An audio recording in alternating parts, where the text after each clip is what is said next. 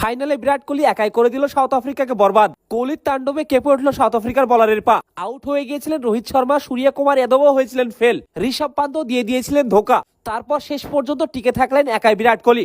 তারপরই ভারত গড়ল ইতিহাস। বিরাট কোহলি করলো রোহিত শর্মার স্বপ্ন পূরণ। ফাইনালের জন্য বাঁচিয়ে রেখেছিলেন এই ইনিংসটি। 76 রান বানিয়ে তিনি পাল্টে দিলেন ইতিহাস। বিশ্ব চ্যাম্পিয়ন হয়ে গেল ভারত। কথায় আছে বাঘ কখনো বুড়ো হয় না, আর বিরাট কোহলির ব্যাটিং এর ওপর কখনোই সন্দেহ করা যায় না। পুরো টুর্নামেন্টে বিরাট কোহলি তেমন কিছুই করতে পারেননি। সবাই বিরাট কোহলির উপরে তুলছিল অনেক কোশ্চেন, কিন্তু সেমিফাইনাল ম্যাচ জেতার পর রোহিত শর্মা বলেছিলেন বিরাট কোহলি সব থেকে বড় ম্যাচটা ফাইনালের জন্য বাঁচিয়ে রেখেছেন। আর রোহিত শর্মার কথা মতো সেটাই হলো।